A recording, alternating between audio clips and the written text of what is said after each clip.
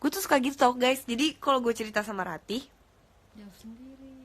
iya, gue jawab sendiri karena otak gue prosesnya kayak misalnya gue ceritain, gue nggak nyaman deh, gue begini begini begini. Tapi gue ngerti sih, ini kayak gini ini.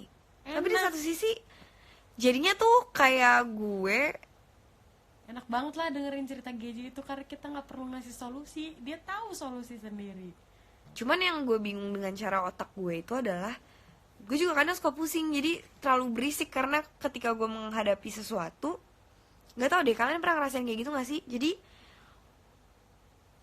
kalian ngomong nih masalahnya, kalian kayak lagi pengen, istilahnya hati kalian nih yang lagi meluap-luap pengen ngetarin kayak gue udah ngerasa gitu, terus tiba-tiba tapi otak lo secara logis kayak, dan ada hati nurani juga di sini yang kayak, ya orang ini kayak gini pasti ada alasannya, dan ya udah gitu.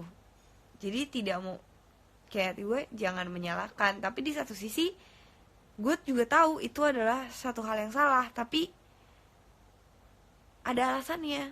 Tapi sampai kadang suka ngomong sendiri kalau lagi sebel tapi nggak bisa ungkapin langsung, iya sih. Tapi somehow menurut gue ya itu menjadi salah satu terapi kalau menurut gue, karena kalian sebenarnya kadang orang hanya butuh didengarkan. Dan menurut gue pendengar yang baik juga ketika lo lagi tidak punya siapapun ya selain Tuhan ya, pokoknya pertama lo harus lari ke Tuhan, cuman kedua dengan lo ngomong ke diri lo sendiri juga ya kayak gitu. Mungkin gue prosesnya kayak gitu kali ya terapinya.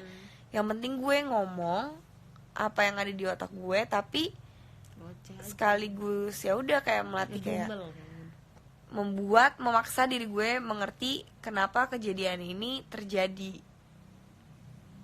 gitu. Jadi sebenarnya menurut gue hati kecil kita tuh sebenarnya udah paham dengan setiap masalah yang ada, tapi ya itu sih rasa egois masing-masing, keras kepala masing-masing.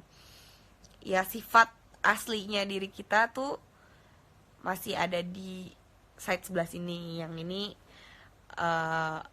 mikirin tentang orang lain. Gak tau sih, tapi gak semuanya. Makanya gue tuh kadang suka kayak, bukan iri ya, tapi kayak suka amazed aja dengan teman-teman gue yang memang kayak, kok dia gampang banget ngambil keputusan, kok dia apa ya, kelihatannya kayak enjoying life ya, meskipun pasti ada masalahnya masing-masing, cuman nggak apa ya, tidak ambil pusing dengan omongan orang, dengan perilakuan orang, dengan istilahnya apa ya, treatment orang ke kamu gitu.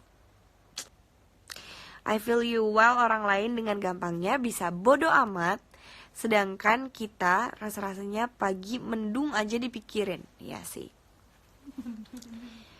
Iya sih, overthinkingnya gue itu yang bener-bener kayak kenapa cowok-cowok overthinkingnya. Iya sih, semua orang gue pikirin, drama orang gue pikirin, karena mungkin apa ya, bukannya gue bilang kayak orang trying to get my attention, tapi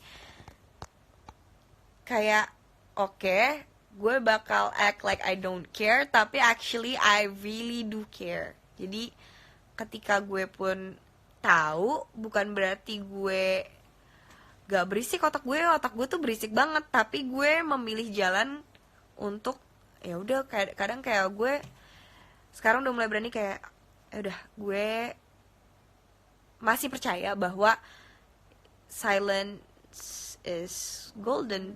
Jadi sometimes less is more ketika lo ada beberapa hal yang memang ya nggak harus lo bawa ke sosial media, lo nggak usah, karena menurut gue ketika lo melibatkan jauh lebih banyak orang lagi, ya jauh lebih banyak orang lagi, lo membuat jauh lebih banyak orang memikirkan hal-hal, jadi overthinking juga gitu. Nggak perlu mikirin hal-hal yang tidak seharusnya mereka pikirin, karena itu membuat orang menderita guys. Karena gue di posisi itu gitu, ya gak sih? Di mulut sok-sok bilang bodo amat, padahal kepikiran setengah mati. Iya, tapi gue gak ngomongin bodo amat loh. Enggak lo, Gue paling gak bakal diem. Ketika gue diem tuh pasti berarti otak gue berisiknya luar biasa.